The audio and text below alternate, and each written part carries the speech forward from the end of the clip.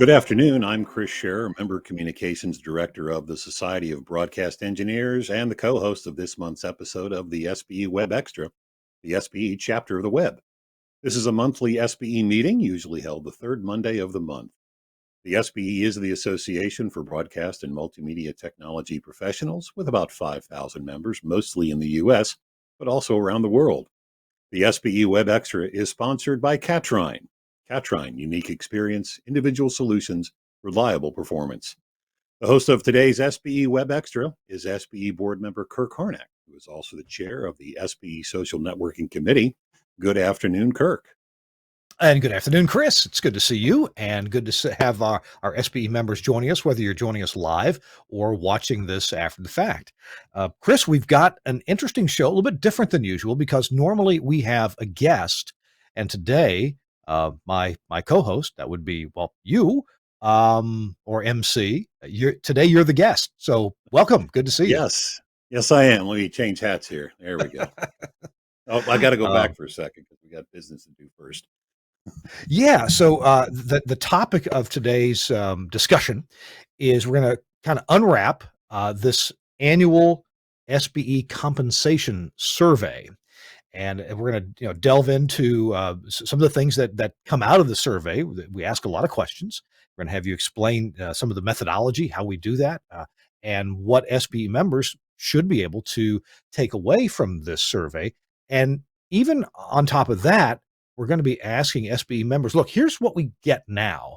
What additional information would you like to see coming out of future compensation surveys? I think it's helpful for our careers if we stop for a moment, think about money. I mean, when we run out of it, we think about it a lot.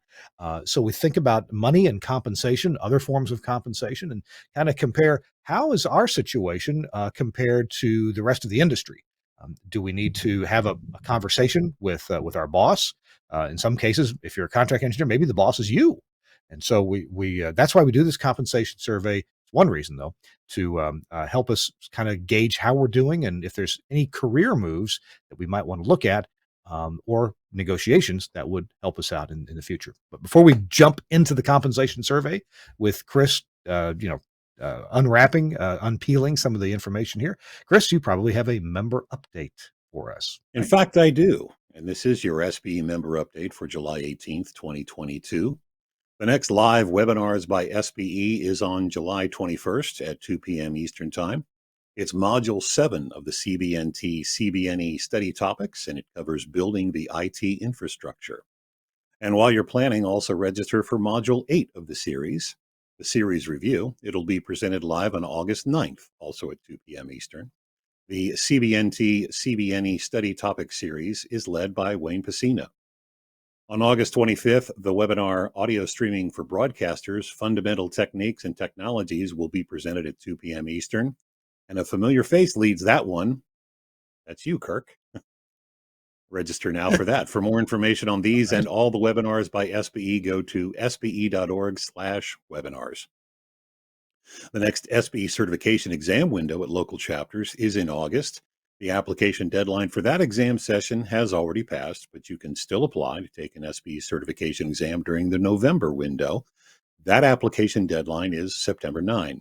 If a local chapter exam is not convenient for you or just not possible because of some in-person restrictions, private proctoring is available. More information on SBE certification is online at sbe.org/certification. And the annual SBE membership drive wrapped up at the end of May, and we thank all those who recruited a new member in the new year. Look for details on the next member drive coming up. We started on March 1st, and we appreciate the support of the sponsors as well. The SBE election is currently underway. Those members with a valid email address received their ballot via email. The first notice was sent on July 15th, last Friday. If you opted out of online voting or we don't have a valid email address for you, your paper ballot is on the way to you by mail. It only takes a few minutes to cast your vote. Please do so, and all voting must be completed by August 17. Slate of candidates is listed under News and Headlines on the SBE website. And that is your SBE member update for July 18, 2022. Chris, this is the first year that I, in a while, that I will not be voting for myself. think I'm What do you know? ineligible. I'm ineligible to serve as a board member. I've been doing it too You long. timed out, eh? That's right. Boy, we need term limits, and we've got them. My golly. All right, we're here to talk about this annual compensation survey. We use the word compensation because it's more than a salary survey. There are other things that we may get from our employers, or we may give ourselves if we're in business for ourselves, that are part of our whole compensation package. Uh, Chris, this compensation survey, I assumed it had been going on forever, but it hasn't been. It's a relatively new thing that SBE has been doing. By new, it's less than 10 years old. Tell us about how the compensation survey got started with SBE. Sure. This is actually this year will be the seventh time the SBE conducted a compensation survey. So if you do the math, that goes back to 2016 being the first time that the SBE conducted one.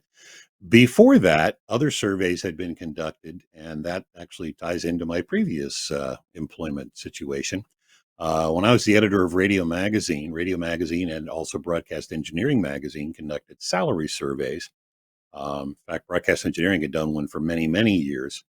I don't exactly recall when Engineering stopped doing the TV survey. I want to say around 2010, but I'm not absolutely certain. We continued the survey on the radio side until I want to say 2013. So there were a couple of years off. When I started working for the SBE in 2015, I pitched the idea to the membership committee and then executive director about maybe we should pick up the idea and continue the tradition, as it were, provide the service to the industry and, of course, to SBE members as well. And that's when it started again. So the first SBE based compensation survey was 2016, and we plan to keep doing it every year going forward. Now, well, I got a couple questions about methodology. I am not Mhm. an expert on how to design a survey or the methodology behind it, but I think a lot of us engineers might have a sense as to what would help give us a more accurate survey. Let's first though define the goals of the survey. Um, I've got a copy of the survey here, and SBE members, if you're a paid member, you have the right to download the results yourself. In fact, we're not going to be able to cover on this program all the results. So if you download the PDF that's got the results, you'll be able to get more information out of it. But the objective here is to determine salary levels and benefits among broadcast and media technology engineers. In addition, the survey tries to consider the potential difference in individual compensation for those who hold SBE certification versus those who do not. So, Mhm. why? I mean, I think we can guess why, but why is that important? And do we tend to find out that people who are certified in one way or another or multiple ways from the SBE, do they tend to have a bigger compensation package? Well, the quick and easy answer is yes. Why do we ask we certainly ask, are you certified, SB certified? We also ask if respondents hold other media technology related certifications that would make sense. And there are others out there that are held. Um, it's sort of a self-serving question, of course. The SBE certification program has been around since 1975, and it is kind of the game in town when it comes to broadcast technology certification. Mhm. And the SB is commonly asked, if I get certified, am I going to make more money? Well, of course, nobody can guarantee that. But by asking the question on the survey, we can at least get data that supports the idea to say, yes, chances are you probably will. And it's not just an automatic, I got certified and ta da, I suddenly make more money. I think we can correlate it more into those who take the time and put in the little extra effort to become certified, are probably being a little more proactive in their careers, furthering themselves, furthering their education, furthering their skills and capability to therefore earn a higher wage and get the compensation they're due for taking the extra step. So, I noticed that you don't have to be an SB member to take the survey. Now, by the way, the Right. survey period is over for this year for 2022. They'll do the survey again starting next year in 2023 at the beginning of April, right? Correct. We Okay. always launch at April 1st. No fooling. No April Fools there. And it stays open for about 2 months. So the end of May, sometimes we might leave it open an extra week or two into June. Um, this year, I think it was June 3rd was the closing date that we Mhm. tapped just to try to keep some things, the schedule in order and keep it rolling so we didn't get too far behind. But it's about a 2 month period. So it's a plenty of time to just sit down and take the 10, 15 minutes to go through the questions. Um, and as you said, you don't have to be a member. Naturally, we promote it to SB members through Mhm. our various channels, whether it's social media, printed newsletters, email newsletters, website, and so on. But again, it's being posted on social media, so it's out there in the public, and we're fine if you're not an SB member. By all means, please take the survey. We're happy to have you participate. We also, of course, are relying on the respondents to be truthful and honest in their answers. It certainly doesn't do anyone any good to go in and try to take it three, four, five times under different profiles, different browsers or something, and try to game the system. Mhm. So we certainly do rely on the respondents to be honest and truthful. And in doing so, we can therefore provide the most accurate data to the industry as a whole, not just SBE members. Although obviously our outreach is easiest for SBE members, that's who we have an email list for. We don't have Sure. within SBE, we don't have a list of all engineers or technicians in the industry who are not SBE members, right? Correct. Yeah. Of course, we have a database of members, and if your membership has lapsed, we still have records of you, assuming you haven't moved. So we could get in touch with you if we had to, but we typically don't. Yeah, obviously, we're directly appealing to our own membership base um, for responses. But again, there are other ways that the word gets out. And some of the other non SBE social media sites and some of the trade journals and whatnot have picked up that we're running a survey and they'll mention it. So we certainly get some exposure outside our own ranks that way and get some participation as well. So when a person takes the survey, there are some things, and by the way, the survey is anonymous, right? We don't know who you are, Correct. right? Okay, Correct. so we don't Yeah, care who you we are. certainly Oh, yeah, go ahead. we don't really want to know who you are, and then therefore that way you're not feeling like you're divulging something secretive. Mhm. I think we all want to know what everybody makes, but at the same time, we're always a little cautious to admit how much we personally make to the world. So we're not tracking it in any way. It is 100% anonymous. Exactly. Yeah. But we do ask questions to try to determine to categorize you and your salary level. So we ask you, are you a radio engineer, a TV engineer, technician, or are you responsible for both of those? We ask you, the market size that you're in for radio and the market size, or a range of sizes for radio and for television. We ask you, what level of position that you have, within a corporation. Are you at the corporate executive level? Are you at a regional level, a local level? Are you a technician working at a local level? We try to, and I think that definition may have changed a bit over the years to keep up with existing or with changing job descriptions. Regional. There's a lot more people working regionally now than there used to be because there are fewer engineers working, so they're responsible for more places. We ask you how many markets and how many stations that you support. I was, we'll get into this in a few minutes, but I was surprised to see that um, uh, quite a few people are responsible for 9 or more radio stations or TV stations. So quite a bit going on there. Do you provide contract engineering services? What is your dollar rate? And we graph that. By the way, I want to compliment. I think it was you who did this, Chris. There's a lot of different styles of graphs here to best depict the information that you're trying to show. You've got some pie charts, bar graphs, line graphs, um, uh, whatever you call this kind of graph here. It's got multiple bar graphs. So yeah, you seem to have done a great job in presenting this graphically. Well, thanks. You mentioned earlier on that you're not, necessarily an expert in conducting surveys. I mean, my background isn't that either. I have some math skills, as most of us do in our trade. Um, and I'll go ahead and divulge my little secret. Um, Having been involved in the salary surveys back at Radio Magazine and Broadcast Engineering, when we started doing our own here at the SBE, I basically started with previous surveys that I still had, as far as building the basic concept of what we're going to ask, how we're going to ask it, and how we're going to present it.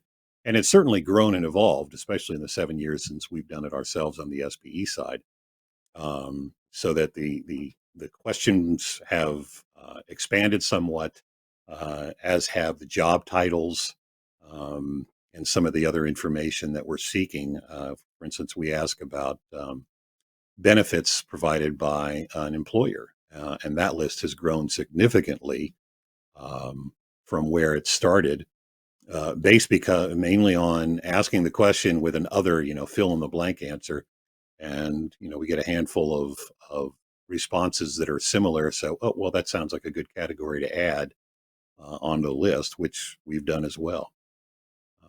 We have some examples. You have the printed PDF of the survey. We have a few that we could show. I don't know if you had any in mind, as far as what you wanted to talk about a We, little bit. yeah, I'd like to just to take them in order as you want to talk about it. One more thing I want to Oh, ask you okay. before we look at your graphs, and that is the sample size. Mhm. SBE has what on the neighborhood of about 5,000 members, isn't that right? Yeah, just less, just a little under, a little shy of 5,000 at this Mhm. time. And we had I 344 respondents, but mhm. I didn't realize this. Not every respondent is qualified to be counted in the survey. What's the difference between a respondent and a qualified respondent? Right. So if somebody starts the survey, congratulations, you're a respondent. Yeah. But if you start it and you don't go beyond a question or two, you're still counted as a respondent. Mm. Um, but we do have to qualify as well. We certainly would want to be as comprehensive as possible in all of broadcast engineering, including manufacturing, but that's too big of a chunk to try to undertake in one survey. So we do limit it to, at least the results of this survey, to those who are working at a broadcast or media facility, production, et cetera. Um, so there's one sort of qualifier. You kind of have to tell us how much you make, because that's the nugget of the data we're going for. So if you don't put in how much you made, sorry, you've kind of disqualified yourself as well. And then we kind of have to restrict it to the United States, only because I'd love to do global, but those who are outside the U.S., the numbers are pretty small, and then we got a whole nother set of issues to try to consider if we're going to try to do a global type survey. So once we go through those 344, about 275 actually made the, shall we say, final cut and provided sufficient data to be considered and included into the overall survey results. So. Now, even though it'd be I'll nicer to go ahead have and it, add, I really wish we could get yeah, more taking it. yeah, We certainly try to promote as much we can. So I'll put out a plea here one more time. When you see the announcement come around next April, please help us out. Every voice helps, and the more data, the more respondents we get, the more accurate the data will be. exactly, exactly. Well, let's go ahead and jump into it then. On the one hand, about 275 qualified respondents, and even though that is only 5% or so of our total membership, it is 275 answers. So Mhm. it did represent, and all different market size are represented here, and radio and TV are well represented. So I'm delighted that we Sure. have almost 300 qualified responses. Chris, you just take this in the order that you'd like to present the graphs. Sure. We'll just start with slide number one. We may go through some of these a little quicker than others. The first question we ask: do you work in radio, TV, or both? And just for our own compilation of the data, we'll treat the radio respondents in one chart, and then those who are TV and radio and TV, we put all those in one pool as well. Which, if you look at these numbers, 130 radio, and that would be what, 145 TV and radio and TV, so fairly equal as far as an overall count goes. If we move to slide 2, we'll ask about a job title.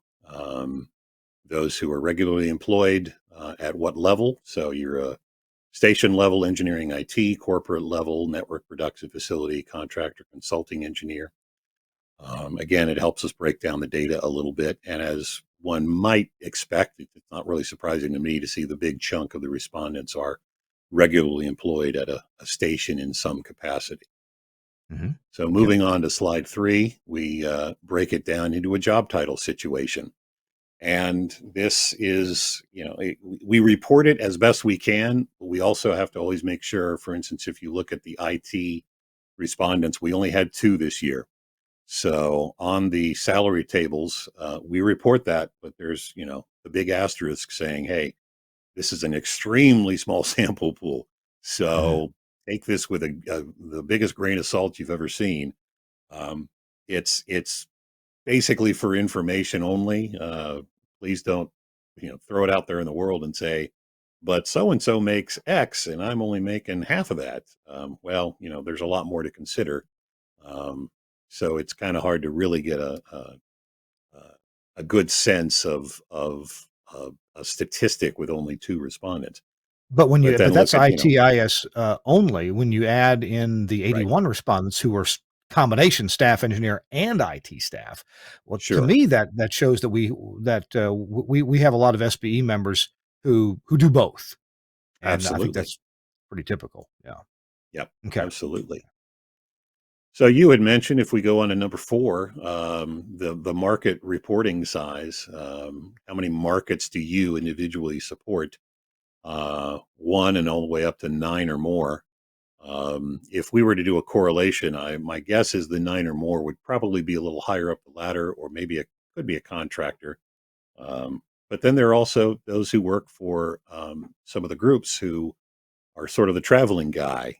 Have gun will travel, or have soldering iron will travel in this case, Mhm. Mhm. um, who may technically support many, many markets. But again, the bulk are pretty much limited to one market. Going on with number 5, how many Well, for stations do you support? and So and I and while I'm you, I'm not letting, I'm not, talking out of school here in that previous slide, people who support 9 markets or more.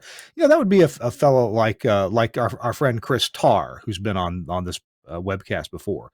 Chris yeah, is there you responsible go. for, I'm gonna guess at least a dozen markets. It's not a nationwide broadcaster he works for, but Sure, it's a regional broadcaster and a market in this context. I think you're asking about, a town that's got a studio facility and some transmitters.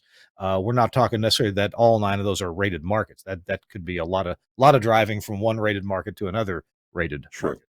true. Okay. All right.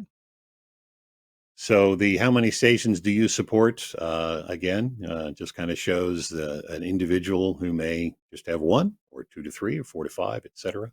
Just to kind of give you a little comparison of what some others are doing in what they handle on a daily basis. So those are kind of the demographic questions, just to give us the delineations we need to break down some of these numbers as we get into it. The big question in slide number 6: did you receive a salary increase in the past 12 months? Yes. The good news is this year a good chunk did.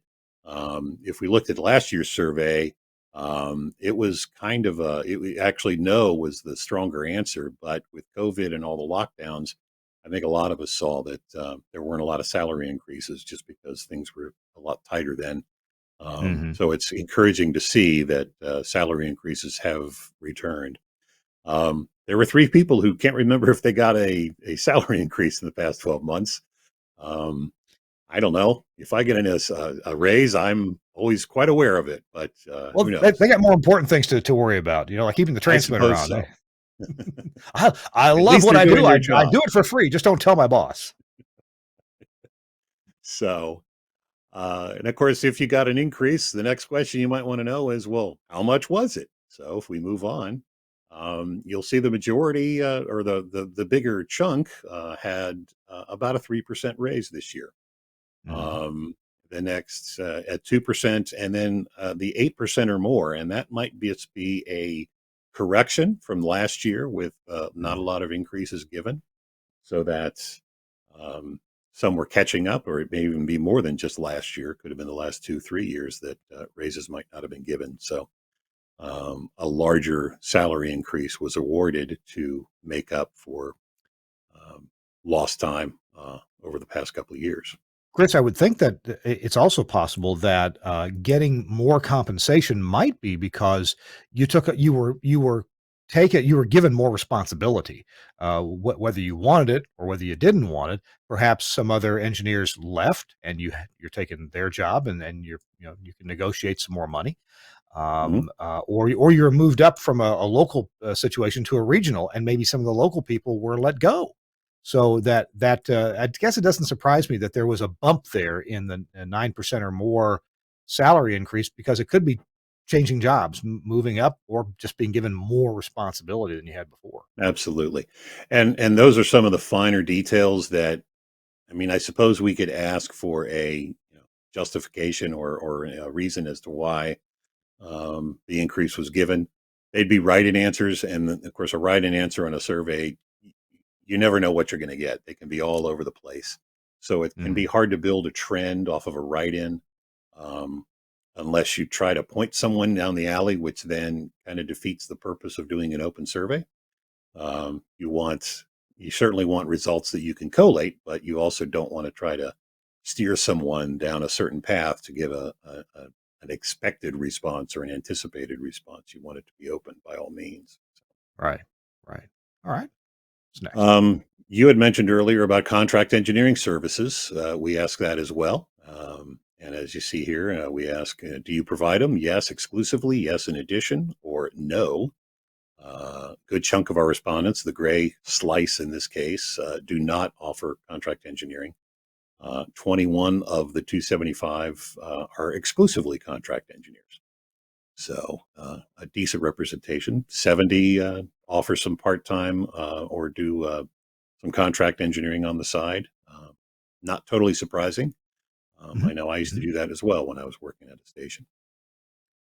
We Okay. move on to the next one, and this is something we're always careful. People have asked us, well, are you violating antitrust laws or something like that by setting prices? Well, no, because notice we're asking how much you made last year.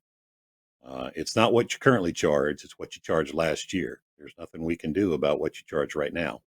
Um, but in general, it seems about $75 an hour is the typical going rate for the contract engineer across the board. Again, this is all respondents who said yes um, in the survey.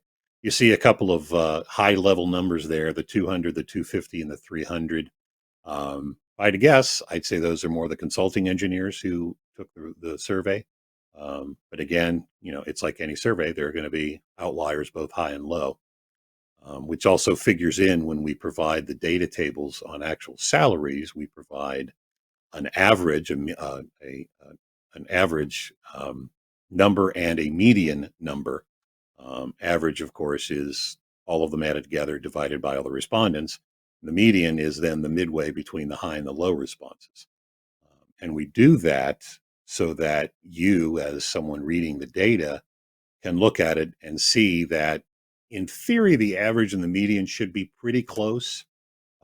If they're not, if the median is significantly higher or significantly lower, that typically means there's an outlier or two that have skewed it a little bit, if you will. Not necessarily doesn't invalidate the data in any means, but it helps to just give you a better picture as to what's going on between a average and a median. So mean is the word I was trying to think of for average. There's another word for Yeah. average, and it's Gotcha. mean. And it looks like we don't have this graph to show the one you're referring to about the contract engineering hourly rate. But if we could show it, it looks like and you may have said this already. A big bump. It's about $75 an hour, Yeah, that would and be another slide number bump. 9 if we want to pull that Oh, back okay. up. Okay. Sorry, I didn't see it. And another bump. Yeah, I can't find number 9. He says so. Another bump at Oh, sorry 100. about So that. $75 an hour is really common. and $100 an hour is really common. And then, like you said, Chris, there's some outliers that are a lot higher in the Mhm. $200 and $250 range. A few people did respond to that. I wonder what kind of engineering services they're offering. Is that to fix things, or is that FCC type consulting that Well, they're that's doing? that's that's what I'm guessing is they're probably more the consulting engineer side of things. So yeah, they're doing filings or studies of some kind. Um, and even then, that might be a low number for somebody. Yeah. But we're looking at the number of responses here. It looks like three at 200 and two at 250 and maybe two at 300 or one. If I'm trying to interpolate a graph here. Um, so it's a small number, but again, we report it because we had the data, so it's out there. And sorry, I didn't include that Suncast. I skipped a slide by mistake. My error. No worries. What's next? Well, then we jump into the certification side of things. And Oh, this is okay. slide number 10. We have asked what certifications, if any, do you hold? And again, not surprising since we're doing it through the SBE that the biggest chunk of the respondents hold SBE certification at 167 out of those 275. But there are other certifications out in the world that certainly apply to broadcast engineering in some way.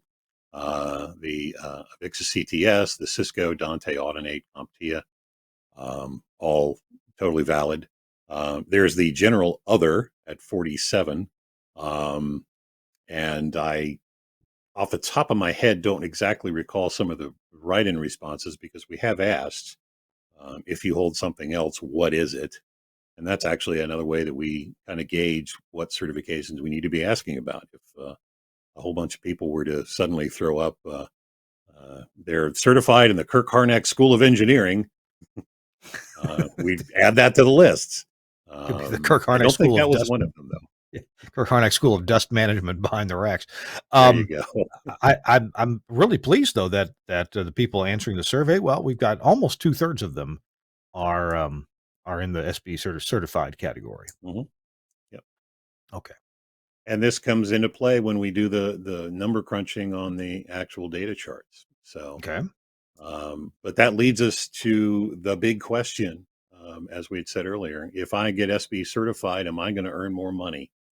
Well, once again, this year we can say yes, as it's shown here. And the bar heights are, it's not, if you look at the left side, that orange bar isn't half the height. Well, it is half the height of the blue, but it's not half the scale. Notice it ranges from 78 to 94,000. So don't just look, don't look at the physical size and say, my gosh, I make twice as much. Um, it's a 7,000 ish dollar difference on the radio side and some, well, not quite 4,000 on the TV side. So Eh, we like to say eh, certification pays, and once again, the data shows that's true. and as you said earlier, getting your certification doesn't necessarily mean your salary is going to go up. That I think there's a phrase for that. It's the post hoc ergo propter hoc, or also known as the post hoc fallacy. Hey, my salary's high. Or look, you can see among this group of people, those who are certified got paid more money.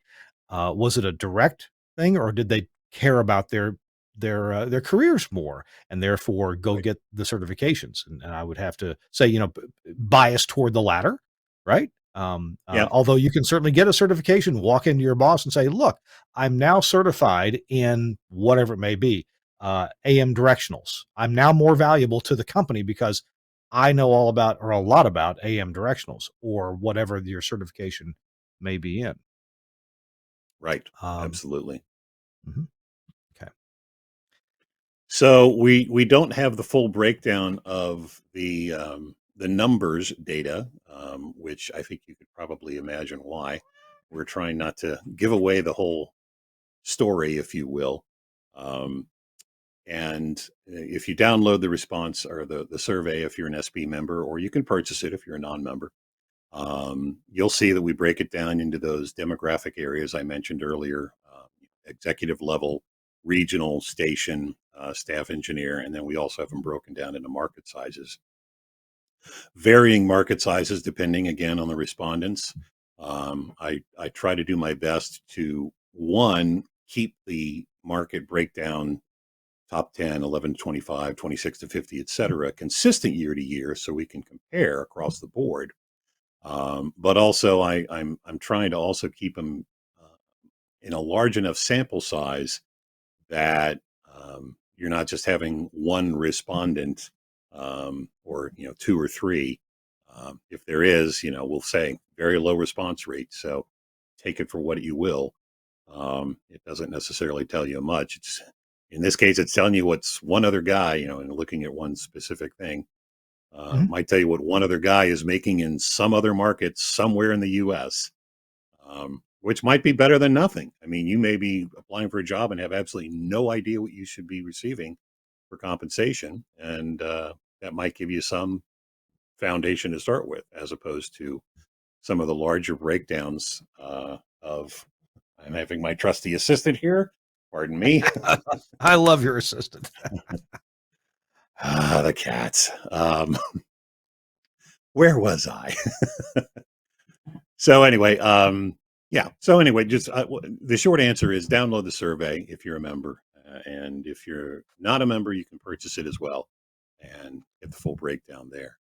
By the way, One I the easy way to find the survey results is Yeah, where on the SBE website. if you go to sbe.org/bookstore, you'll go into the SBE bookstore, and from there, there's a keyword search. It's kind of like Amazon. It doesn't just throw everything out in front of you.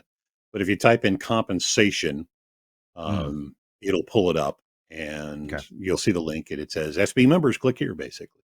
Otherwise, put it in the shopping cart and go through the usual steps to purchase the survey from there. I could give you, an actual link, but it's like any other web card. It's going to be some cryptic string of characters. It's not worth trying to repeat that out loud. I guess I could have made a tiny URL or something, but oh well. Did we have a couple more slides to go through? We do. I'll get to that in a second, though. Okay. We didn't make a slide, but we had talked about benefits, employer benefits. Oh yeah, Um, yeah, I didn't make it a slide because it's a pretty big chart and it wouldn't yeah. have translated well. Um, and it's breaking down, what do you receive as an employee? Paid sick time off, personal time off, family medical leave, etc. The biggest benefit that our members receive is basically paid telephone, internet, or other communication service. Not really surprising. I mean, if you use a phone on your job all day, it only makes sense for it to be covered by your employer. Family medical leave is another popular one. Again, part of the insurance, paid sick time off, personal time off. Um, um, about a third of them offered paid life and or accidental death or dismemberment insurance of some kind.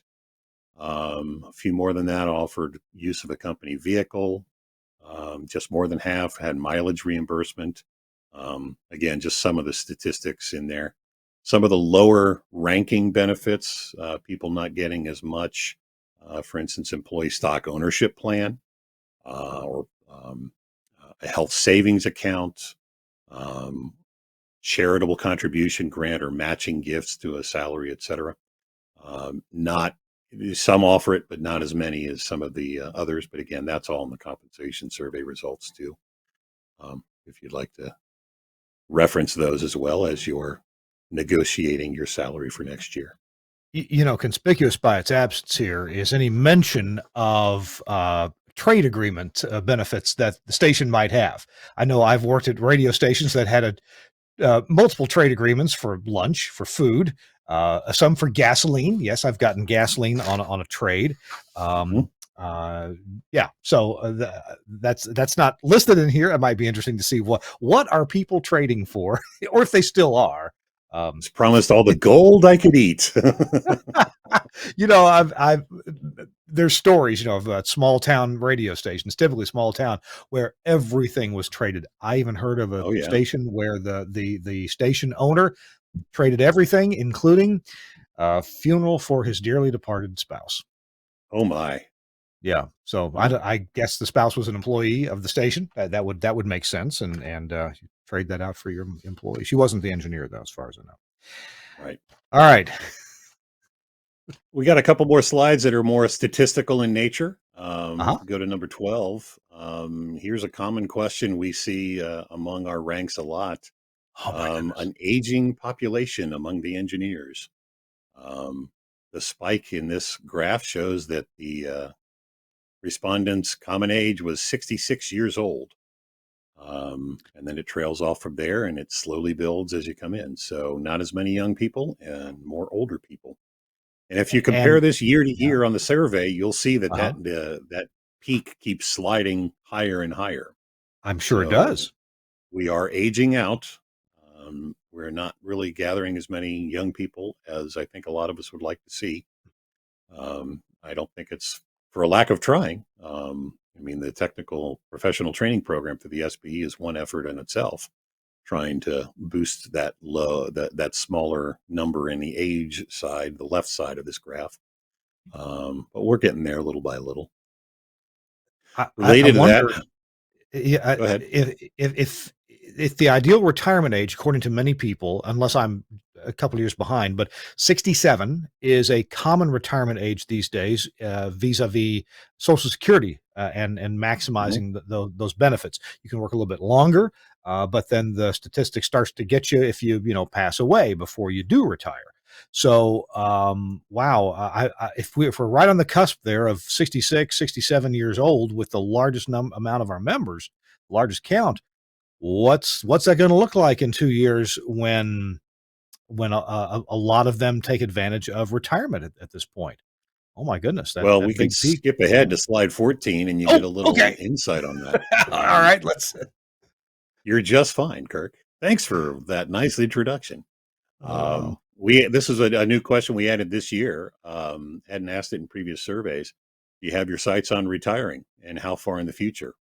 And as you can see, a good chunk have, the longer period, 16 years or more, is the higher number of those who provided a number. The highest response is, I haven't thought about it or well, have no I time must for point it. out if you add up the area under the curve on the previous graph, you add all that up, people who are, let's say, about 60 or younger, that's a whole lot more people than the people That's a represented good by point. that peak in the 66, 67, 68-year-old category. So, of course, this graph is going to show more people farther out. That's a good Now, point. it would have been interesting to correlate. Um, what about you 65, 66, 67, 68-year-old people? When do you plan on retiring? Yeah, we could do Yeah. that. Yeah. Wow. I don't If we do go, we have the I sorry, don't go ahead. have that calculated. I was going to say we could go back one slide to number 13, Mhm. kind of related to the age. How long have you worked in broadcast or multimedia technology? Ah. And not surprisingly, the larger respondents are higher in age and therefore higher in experience as well. So if you're 66 on the survey and you started when you were, say, 20, 21, congratulations, you're in that 41 to 45 category, Mhm. just perfectly Mhm. fitting. So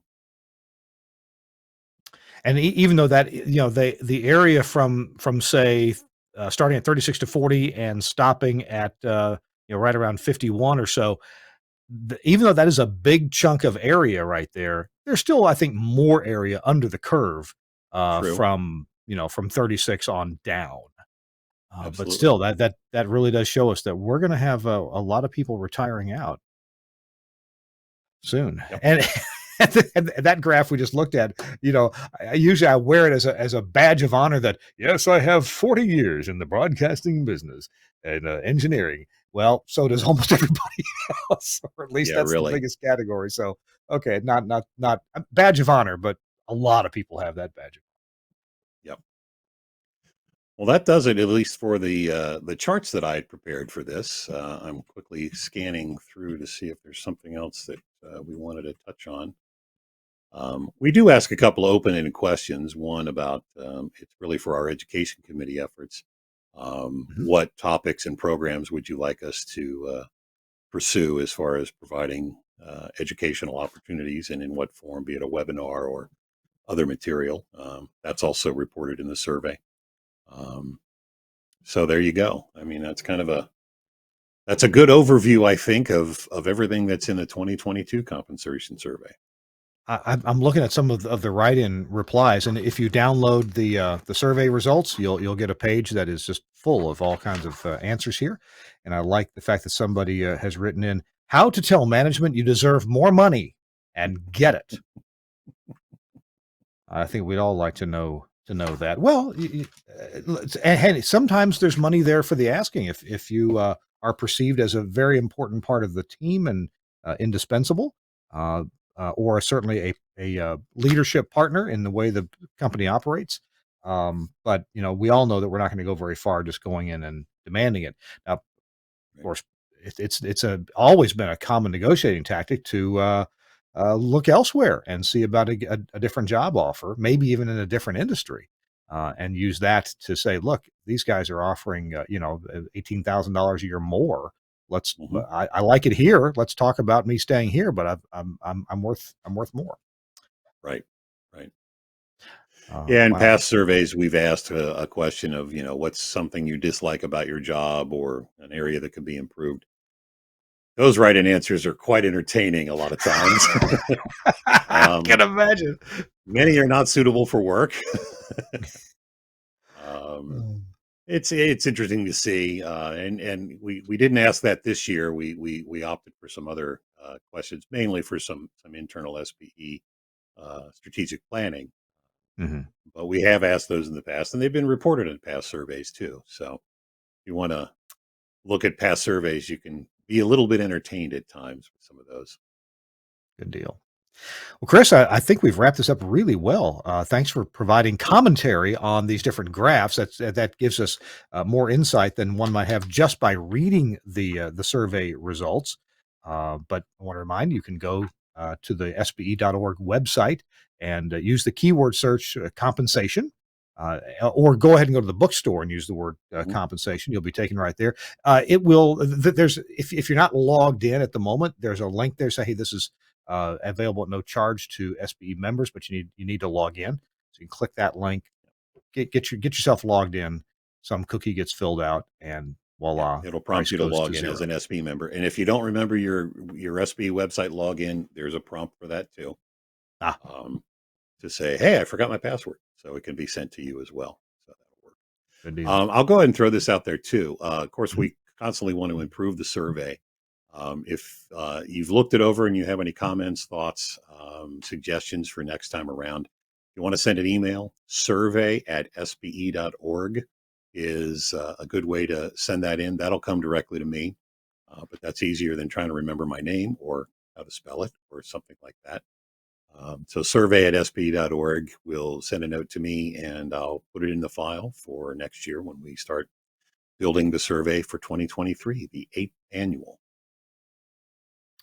And a topic like this, it certainly is valid. Hey, if you as fellow SBE member, if you've taken a survey in some other organization or industry and you like the way that something was reported or asked, we can certainly borrow ideas from other industries and include them in our own if they seem appropriate. So yeah, if you got ideas, love to hear them. Survey at sbe.org and tell us your thoughts. Yep. Chris, I think we're about ready to wrap it up, aren't we? I think so. Uh, Thanks for you're actually the one who came up with the idea of talking about the compensation survey. So I appreciate that one. I Happy to talk about it. and my motivation was I usually I download that survey and I don't know what other members do, but I download the survey and I look for, I know what I make for my salary. And I go look and say, okay, where do okay, yeah, I'm doing fine. Now, if I was way under, I'd go, okay, what do I need to Yeah, do about this? If I was way over, absolutely. I'm sure I wouldn't have a complaint in the world. Uh, so walking me through this gives us more insight that I normally wouldn't take the time to look at or study. So thanks for taking the time to help us understand what these results mean or imply. Sure. And again, hopefully next April, everybody will take it and help us build the numbers even more and provide even more useful data. Well, Chris, in your dual role as both the MC of this show and the guest, I turn it back over to you as the MC now. Switch hats and take us out. All right. Well, once again, everybody, thanks for watching. This has been the SBE Web Extra, the SBE chapter of the web. We present it monthly. We hope you'll join us each time. We'll post the replay on our YouTube channel, usually within a day or so. The SBE Web Extra is sponsored by Catrine, whom we thank for the support. Catrine, unique experience, individual solutions, reliable performance. If you hold SBE certification, viewing the SBE Web Extra qualifies you for 1/2 point in category G, that's attendance. It's just like attending a local chapter meeting. And that does it for this installment of the SBE Web Extra from the Society of Broadcast Engineers, the Association for Broadcast and Multimedia Technology Professionals. On behalf of Kirk Harnack, we'll see you next month.